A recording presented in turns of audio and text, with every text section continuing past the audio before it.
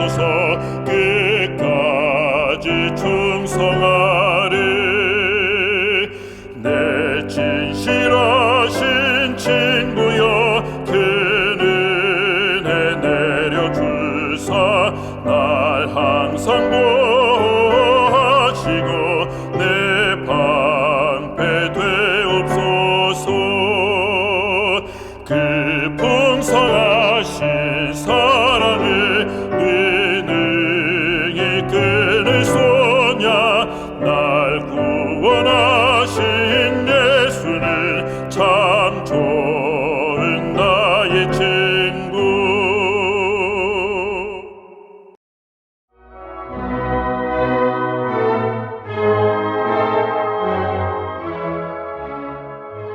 (21장) 다윗이 그들에게 묻되 내가 너희를 위하여 어떻게 하랴? 내가 어떻게 속죄하여야 너희가 여호와의 기업을 위하여 복을 빌겠느냐? 하니 기브온 사람이 그에게 대답하되 사울과 그의 집과 우리 사이의 문제는 은금에 있지 아니하오며 이스라엘 가운데서 사람을 죽이는 문제도 우리에게 있지 아니하니이다. 하니라. 왕이 이르되 너희가 말하는 대로 시행하리라. 그들이 왕께 아뢰되 우리를 학살하였고 또 우리를 멸하여 이스라엘 영토 내에 머물지 못하게 하려고 모해한 사람의 자손 7사람을 우리에게 내주소서. 여호와께서 택하신 사울의 고을 기브아에서 우리가 그들을 여호와 앞에서 목매어 달겠나이다. 하니 왕이 이르되 내가 내주리라. 하니라.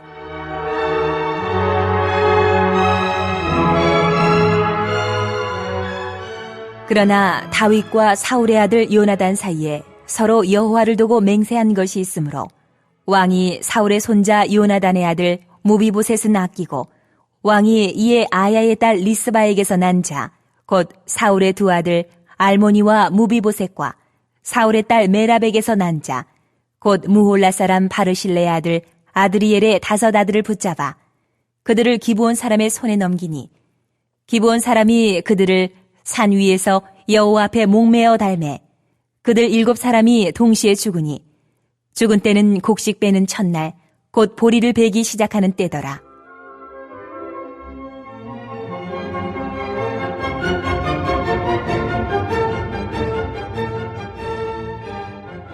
아야의 딸 리스바가 굵은 배를 가져다가 자기를 위하여 바위 위에 펴고 곡식 빼기 시작할 때부터 하늘에서 비가 시체에 쏟아지기까지 그 시체에 낮에는 공중의 새가 앉지 못하게 하고 밤에는 들짐승이 범하지 못하게 한지라.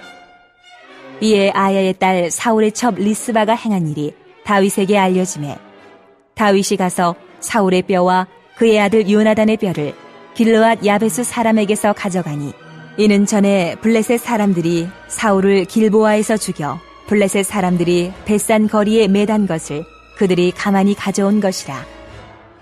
다윗이 그곳에서 사울의 뼈와 그의 아들 요나단의 뼈를 가지고 올라오매 사람들이 그 달려 죽은 자들의 뼈를 거두어다가 사울과 그의 아들 요나단의 뼈와 함께 베냐민 땅 셀라에서 그의 아버지 기스의 묘에 장사하되 모두 왕의 명령을 따라 행하니라. 그 후에야 하나님이 그 땅을 위한 기도를 들으시니라.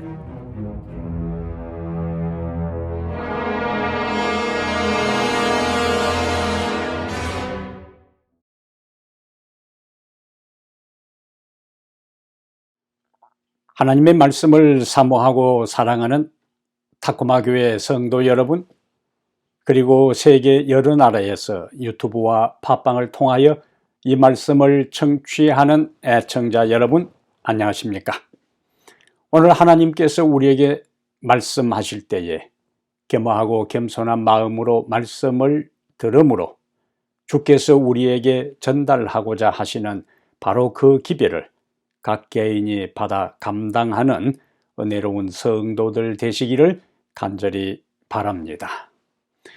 오늘 이 시간에는 지난 시간에 이어 사무엘하 21장 3절부터 14절, 사무엘하 21장 3절부터 14절을 본문으로 해서 그 후에야 기도를 들으신 하나님, 그 후에야 기도를 들으신 하나님, 이런 제목으로 하나님 말씀을 함께 살펴보겠습니다.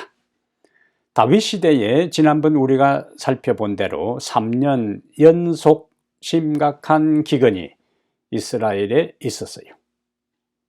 이스라엘의 왕인 다윗은 문제의 원인이 무엇인지를 알기 위해 하나님 앞에 앉아서 겸손히 간구합니다. 하나님께서는 다윗에게 사울이 기브온 사람을 죽인 죄로 기근이 계속되었다고 말씀해 주셨어요. 사울 왕이 학살을 주도했기 때문에 당시 기브온 사람들은 그들의 사정을 어디에도 누구에게도 하소연할 곳이 없었어요. 그들은 매일 불안에 떨면서도 그들에게 주어진 역할, 물을 길어야 했고 나무를 패는 일을 불안과 초조 속에서 하루하루 이행해 가야 했습니다. 사울과 이스라엘 사람들에게 이 기브온 사람들은 다 마음을 닫았어요. 왜냐하면 사울과 이스라엘 사람들의 동조와 묵인 하에 기브온 부족들의 학살이 자행되었기 때문에 기브온 사람들의 마음의 상처는 깊고 심했습니다.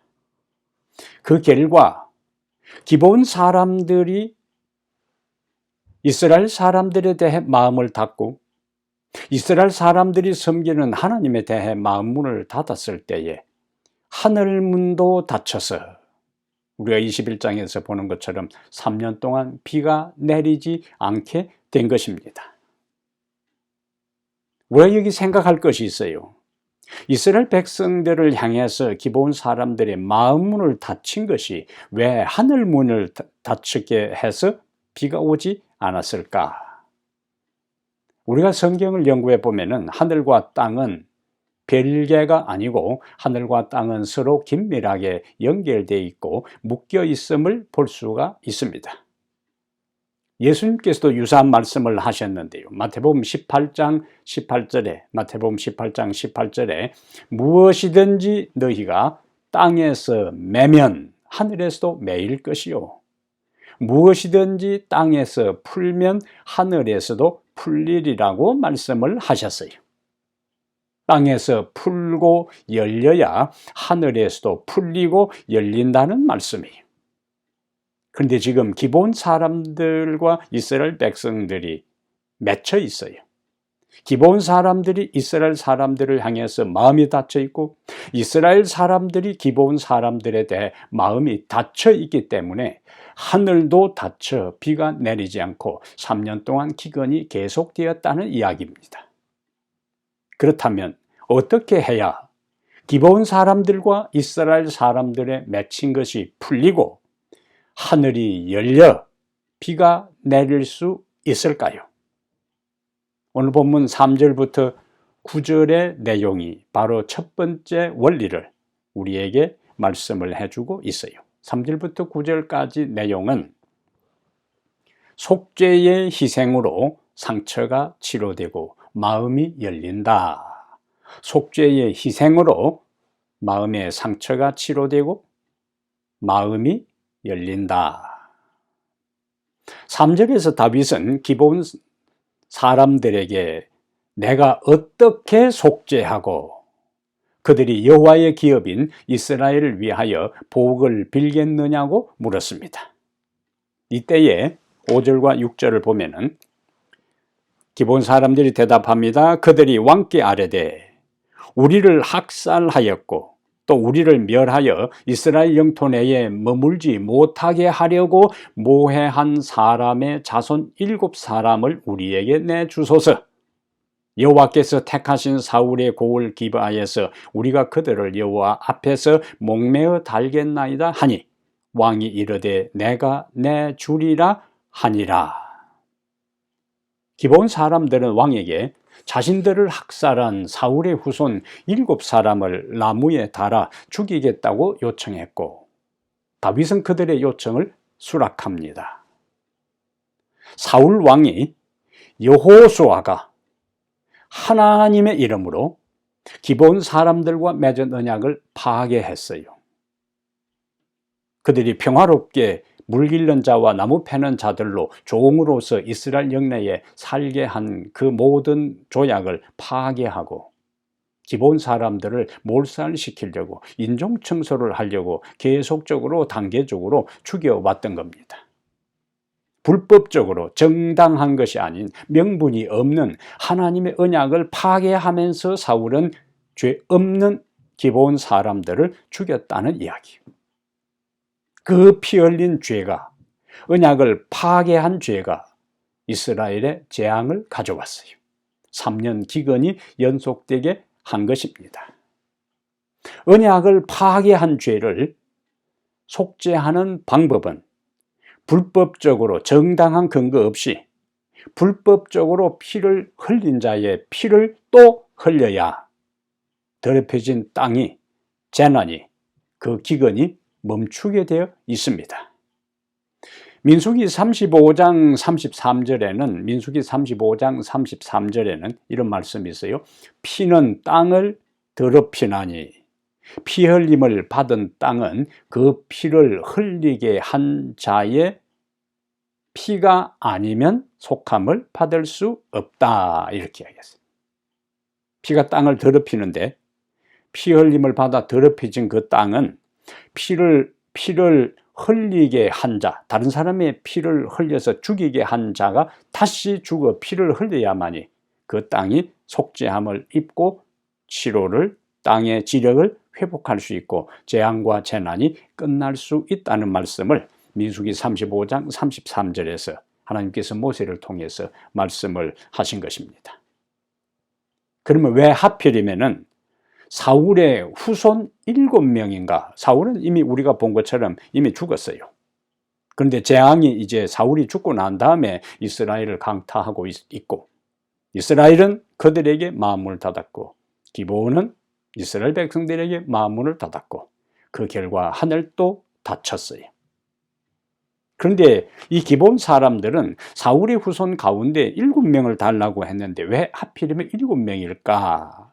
7은 우리가 이해하는 대로 완전수입니다. 그러므로 7 아들이 죽는 것은 완전한 보상과 속죄를 상징해요. 다윗은 기본 사람들의 요청을 수락해서 사울의 7 아들을 기본 사람들에게 넘겼고 기본 사람들은 사울의 7 아들을 나무에 매달아 죽였습니다. 이것은 사울 왕이 언약을 파기한 것에 대한 심판이었어요.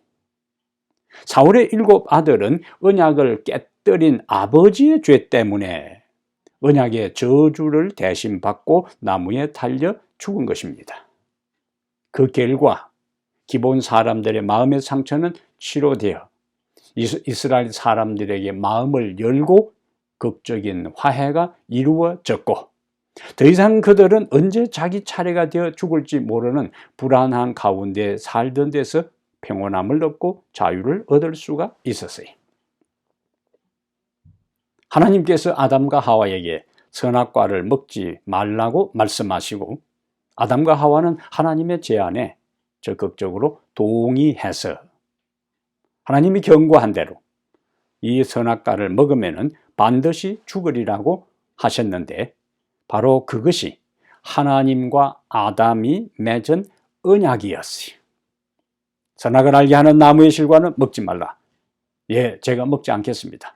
그런데 너가 만약 그것을 먹으면 반드시 정령 죽을 것이다. 이것이 아담이 하나님과 맺은 최초의 언약이었습니다. 그런데 우리가 이해하는 대로 아담과 하와는 이 언약을 선악과를 먹음으로 언약을 어겼다고요. 호세아 6장 7절에 보면은 아담이 언약을 어겼다고 이야기했어요. 호세아 6장 7절에 선악과를 따먹은 것은 하나님과 맺은 언약을 어긴 것입니다. 언약을 어겼을 때에는 재난과 재앙과 죽음이 반드시 언약을 어긴 것에 대한 대가로 결과로 이르러 오게 되어 있습니다.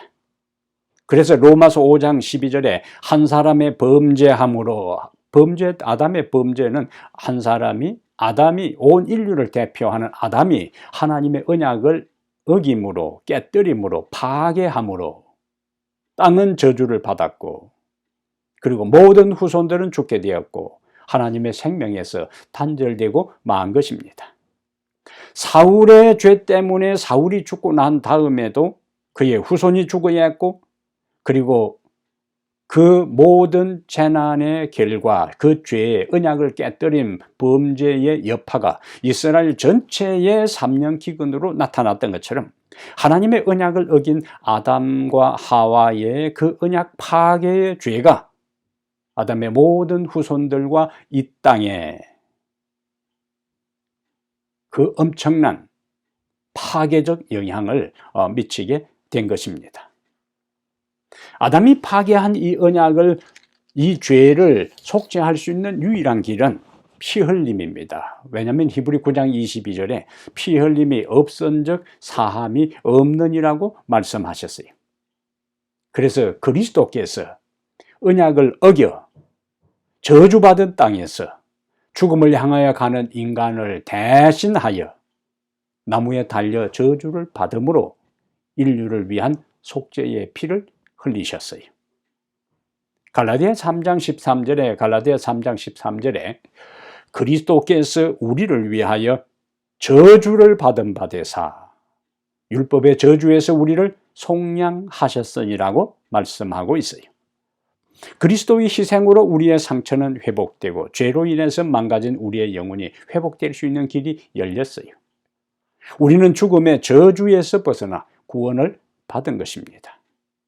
우리가 구원을 받고 우리가 하나님과의 관계가 회복되고 저주받은 이 땅이 다시 새로운 새하늘과 새 땅으로 회복될 수 있는 모든 가능성의 출발은 바로 예수님께서 인류의 아담과 하와가 언약을 어긴 그 죄의 대가로 인해 망가진 인간과 파괴된 세상을 다시 회복하기 위해서 그 모든 책임을 지시고 십자가 위에서 나무에 달려 저주를 받았기 때문에 우리는 저주 대신에 축복을 누리게 되었습니다.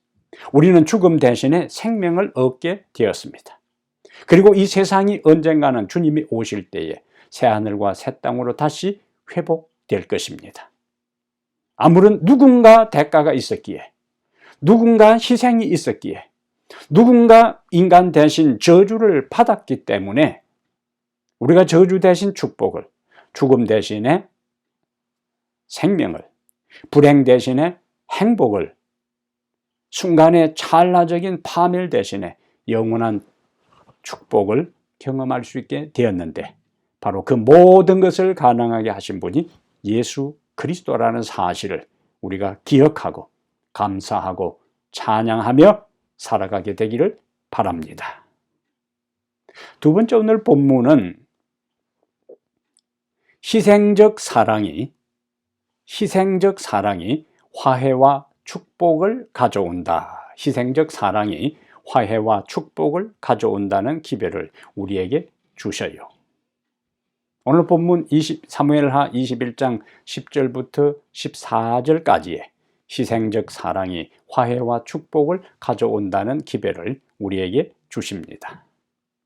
오늘 본문에서 성경 기자는 두 아들을 잃은 사울의 첩인 리스바에게 초점을 맞추어요. 7 사울의 아들 왕자 가운데 이 첩이었던 리스바의 두 아들이 포함됩니다. 나머지 5명은 또 다른 왕비의 아들들이었고, 그런데 다른 왕비를 포커스를 맞추어 설명하지 않고 7 아들 중에서 두 아들을 잃은 사울의 첩이었던 리스바의 특이한 행동을 성경 저자는 포커스를 맞추어 우리에게 설명하고 있어요. 그런데 그 행동이 놀라운 결과를 가져옵니다. 자, 사울이 죽고 난 후, 첩이었던 리스바는 사울이 죽고 난 후 그의 설하에 두 아들을 의지하여 살고 있었을 것입니다. 그런데 어느 날 갑자기 찾아온 사람들에게 두 아들이 영문도 모르게 끌려가서 나무에 달려 가장 비참하게 목매 달려 죽게 됩니다. 다 성장한 두 아들을 하루아침에 영문도 모르고 잃은 어머니의 마음, 리스바의 마음이 얼마나 충격을 받았을까요? 두 아들을 하루아침에 잃은 리스바는 오늘 본문에 보니까 보리를 베기 시작할 때부터 하늘에서 비가 쏟아지기까지 시신 곁에 머물렀다고 했어요. 오늘 전체의 흐름을 그냥 보면은 보리를 베기 시작할 때부터 곧 비가 내린 것처럼 생각할 수 있지만은 이스라엘의 기후적인 상황을 우리가 보면은 여기에 더 다른 의미가 있음을 알 수가 있어요. 보리를 베기 시작할 때부터 곧 비가 쏟아진 게 아니었어요. 유대 지역에서 보리는 보통 4월 중순부터 수확을 시작합니다. 그래서 보리 베는 것은 4월 중순이고 비가 쏟아지는 것은 우기는 언제 시작하는가? 10월부터 시작합니다. 그러니까 보리를 베기 시작할 때부터 비가 쏟아질 때까지 시신을 지켰다는 이 리스바의 모습은, 두 아들의 어머니 리스바의 모습은 장장 6개월 동안 보리를 베기 시작할 4월부터 시작해서 우기에 접어드는 10월 달까지 6개월 동안 한낮의 뜨거운 햇볕과 밤의 추위와 무서움과 싸워가며 새와 짐승이 그 시체를 훼손하지 못하도록 지킨 것입니다. 6개월 동안이나 두 아들을 포함한 나머지 7 시신들, 그 기본 언덕 위에 방치되어 있는, 그 햇빛에 그대로 방치되어 노출되어 있는 그 7 시신을 정성스러운 마음으로, 희생적인 사랑으로 그 시신들을 새와 짐승이 훼손하지 못하도록 지킨 거예요. 그래서 오늘 본문 11절에 보면은 이에 아야의 딸 사울의 첩 리스바가 행한 일이 다윗에게 알려지매, 리스바의 이런 희생적 사랑의 행동이 다윗에게 모두 보고가 됩니다. 임금님의 명령대로 사울의 7 아들이 다 나무에 달려 처형되었는데 저주받은 것을 상징해서 어느 누구도 섣불리 그들의 시신을 안장하지 못하고 그대로 노출되어 방치되어 있었는데, 그의 어머니가 자기 2 아들뿐만 아니라 나머지 5 아들까지 7명의 시신이 그대로 방치되어 있는 것을 새나 짐승이 훼손하지 못하도록 그 뜨거운 태양 아래에서 그 밤의 무서운 추위를 감수하고 그 여인이 리스바가 그렇게 그 시신을 지켰다는 이야기를 다윗이 들어요. 그런데 다윗에게 그런 이야기를 알려짐에 12절에 보면은 바로 다윗이 행동합니다. 12절에 다윗이 가서 무슨 일을 하는가? 사울의 뼈와 그의 아들 요나단의 뼈를 길랄라베스 사람에게서 가져가니, 이는 전에 블레셋 사람들이 사울을 길보아에서 죽여 블레셋 사람들이 벳산 거리에 매단 것을 그들이 가만히 가져온 것이라. 여인이 7명의 처형당한 사람들의 시신을 지켰으면 그것만 처리해야 되는데, 그 소식을 듣고 다윗은 7명의 시신을 거두는 것을 먼저 한 것이 아니라 사울과 요나단의 시신을 뼈를 거두는 것을 먼저 하게 돼요. 여기에 중요한 의미가 있는 것입니다.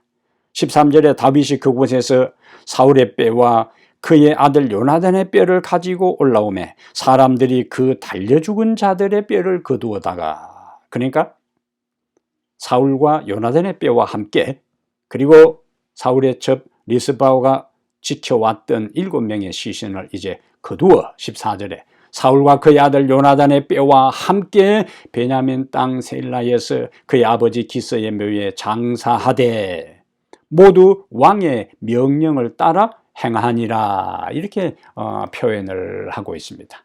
성대하게, 엄숙하게, 국장으로 요나단의 뼈와 그동안의 언덕에 방치되어 있던 7 왕자의 유골을 수습하여 성대하게 왕의 명령을 따라 국장으로 장례를 치러 주었다는 이야기.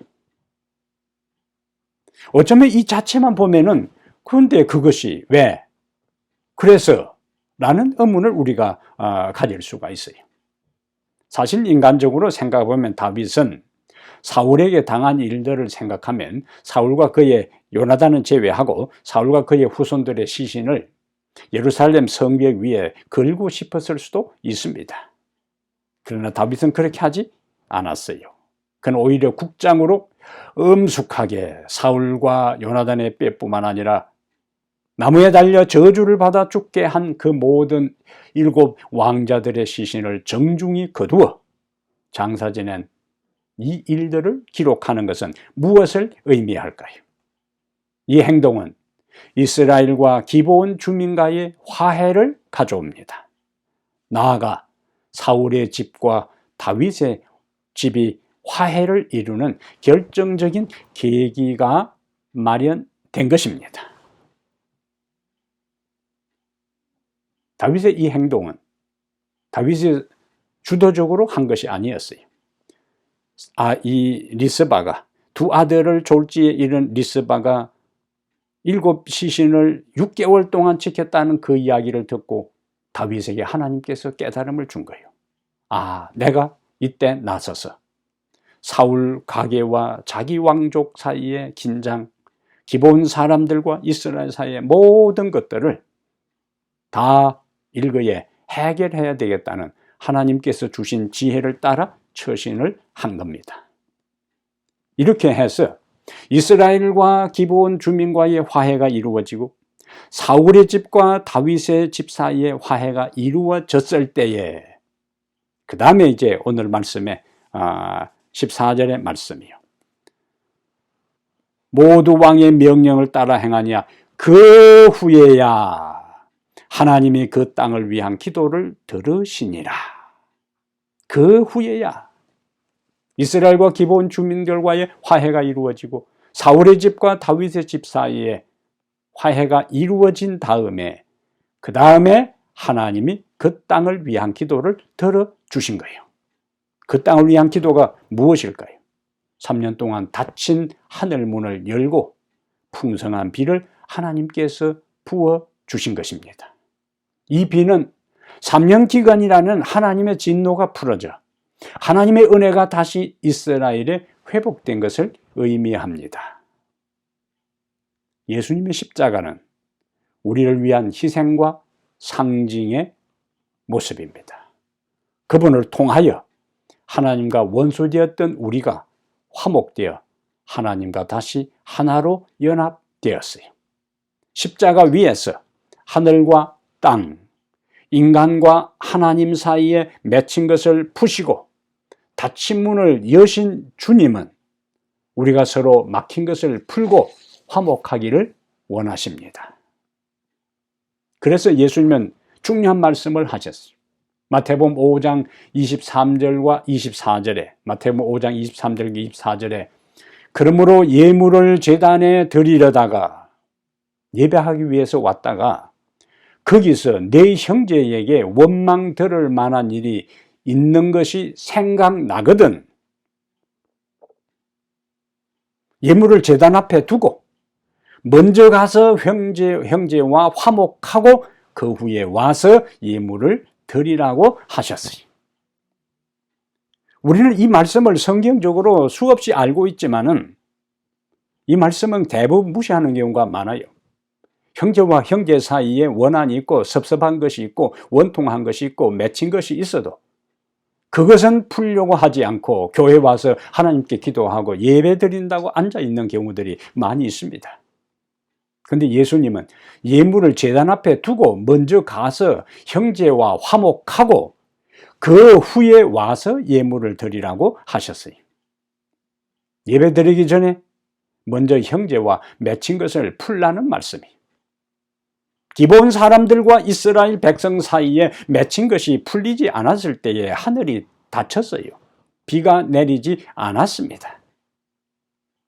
우리가 하나님 앞에 예배 드리기 전에 우리 마음에 형제들 사이에 맺힌 것이 있으면 그것을 해결하고 그 다음에 하나님 앞에 예배를 드릴 때에 하늘로부터 은혜를 경험할 수 있습니다. 왜냐하면 기브온 사람들과 이스라엘 사람들 사이 사울 집과 다윗 집 사이에 맺힌 것이 풀렸을 때에 비로소 하나님의 기도를 들으시고 비로소 하나님이 하늘문을 여시고 비를 내리셨다고 오늘 본문에서 강조하고 있잖아요. 하나님은 성도들끼리 마음을 닫고 원한과 섭섭함을 풀지 않고 있으면서 하나님 앞에 나와 예배 드리는 것을 원치 않습니다. 그런 상태에서 그런 마음가짐을 가지고 드리는 예배는 하나님이 받지 않으셔요. 그런 사람들이 모인 곳에 성령의 역사는 없습니다. 그런 사람들에게는 말씀의 감동과 은혜의 단비가 임할 수가 없어요. 그런 사람들이 드리는 기도는 응답하지 않습니다. 그런 사람들로 구성된 교회는 부흥할 수 없습니다. 그런 교회는 하나님이 영혼을 보내주시지 않으셔요. 오늘 본문이 반복해서 강조하는 핵심적인 메시지입니다. 인간관계가 닫혀 있으면 하늘도 닫혀버립니다. 오늘 우리의 마음은 서로에게 열려 있습니까? 서로를 사랑하고 있습니까? 서로를 위해 기도하고 있습니까? 오늘 우리는 서로의 약점을 보완하고 서로의 짐을 나눠주며 연약한 자의 손을 붙들어주고 떨리는 무릎을 굳게 해주고 낙심한 자를 일으켜 세워주고 용기를 잃은 자에게 용기를 주고 있습니까? 화해를 통해 서로의 닫힌 마음이 열릴 때 열린 하늘을 통하여 열린 우리의 마음에 하늘의 은혜가 임하는 것입니다. 사람들과의 관계가 닫혀 있으면 하늘과의 관계도 닫히게 돼 있어요. 예수님께서도 요한을 통하여 말씀하지 않았습니까? 보이는 형제를 사랑하지 아니하고 보이지 않는 하나님을 사랑할 수가 없다고요. 보이는 형제를 미워하면서 하나님을 사랑한다고 하는 것은 거짓말이라고 했지 않습니까? 우리는 하나님 앞에 정직해야 합니다. 하나님 앞에 솔직해야 돼요. 내 형제를 미워하고 마음의 원한과 원통함을 풀지 않으면서 하나님 앞에 나와 예배 드린다고 하는 것은 가정한 일입니다. 먼저 사람과의 맺힌 것을 풀어야 해요. 그래야 마음이 열리고 하늘이 열리고 열린 하늘을 통하여 열린 마음에 하나님의 은혜의 단비가 임할 수가 있습니다. 예수님의 연약한 제자들이 초대교회의 부흥을 경험할 수 있었던 것은 예수님의 보잘것없고 하찮은 제자들이 당시 거대한 로마 제국을 향하여 담대하게 복음을 전하고 수많은 사람들이 물밀듯이 하나님께로 돌아올 수 있었던 것은 그들이 먼저 그리스도와 하나가 되었어요. 그리고 그들은 서로가 하나로 연합되었습니다. 하나님과 하나로 연합된, 영적으로 연합된 사람이 비로소 형제와 하나 될 수 있어요. 사도행전 2장 46절에 날마다 마음을 같이하여 성전에 모이기를 힘썼다고요. 그냥 성전에 모이기를 힘쓴 게 아니에요. 전제 조건이 있습니다. 우선된 것이 있습니다. 마음을 같이하여 성전이라는 공간 안에, 물리적인 공간 안에 머무는 것보다 더 중요한 것은 마음을 같이하여 한 공간에 있을 때 하나님이 그들과 함께 하는 것입니다. 날마다 마음을 같이하여 성전에 모이기를 힘쓰고 한 마음과 한 뜻으로 주의 사업에 헌신할 때 하나님이 그들에게 성령의 강력한 능력을 주셔서 상상할 수도 없는 놀라운 결과를 이루도록 해 주셨어요. 성경의 기록은 그때에 구원받는 사람을 날마다 더하게 하셨다고요. 날마다 마음을 같이하여 성전에 모이기를 힘쓰고 한 마음과 한 뜻이 될 때에 구원받는 사람을 날마다 하나님께서 더하게 해 주셨다는 거예요. 이것이 초대교회 부흥의 비결이었습니다. 그러므로 사랑하는 여러분, 오늘 우리의 마음이 하늘과 말씀과 서로에게 열려 있습니까? 닫혀 있습니까? 서로에게 닫혀 있을 때에, 말씀에 닫혀 있을 때에 하늘도 닫힙니다. 은혜의 비가 내리지를 않아요. 생명과 구원의 비는 임할 수가, 경험할 수가 없습니다. 그러나 우리가 주님과의 관계를 회복하고 말씀에 열린 마음을 갖고 어떤 말씀이든지 하나님께서 내 삶에, 내 인생에, 내 구원에, 내 모든 삶에 필요하다고 판단해서 주시는 말씀으로 열린 마음으로 경청하고 귀담아 듣고 굴복할 때 하나님은 그러한 인생에게, 그러한 사람들이 있는 교회에 복을 주시는 것입니다. 말씀에 열린 마음을 갖고 서로를 향하여 마음을 열고 주님 안에서 초대교회 성도처럼 한 마음과 한 뜻으로 연합할 때에 비로소 그때에 하늘이 열리는 것입니다. 그 후에야 오늘 제목처럼 하나님께서 그 땅을 위한 기도를 들으셨다 하는 것처럼 모든 관계가 정상화되고 맺힌 것이 풀리고 서로의 모든 관계가 화해가 이루어졌을 때에 하나님께서 그들의 드리는 기도를 들으시고 하늘 문을 열고 비를 내려 주셨어요. 오늘 우리의 마음이 서로를 향하여 열리고 말씀에 열리고 하늘을 향하여 열려 있을 때에 성령의 소낙비가 우리에게 내려 개인이 영적으로 살게 될 것입니다. 교회가 부흥하는 역사를 주님이 이루어 주실 것입니다. 이러한 말씀의 원리를 깨닫고 다시 우리들 자신들의 마음을 열고 서로에게 열고 말씀에 열고 하늘의 말씀에 온전히 마음을 열어 하늘도 열려 구원의 비와 은혜의 담비와 성령의 강력한 소낙비가 우리에게 쏟아져 우리가 살고 우리 가정이 살고 이 교회가 사는 새로운 역사를 경험하는 그 한복판에 여러분 모두가 있게 되기를 간절히 바랍니다. 하나님 우리 아버지, 사람과의 관계가 맺혀 있고 서로에게 닫혀 있을 때 하늘까지도 닫힌다는 엄숙한 진리를 우리에게 깨닫게 해주시니 감사합니다.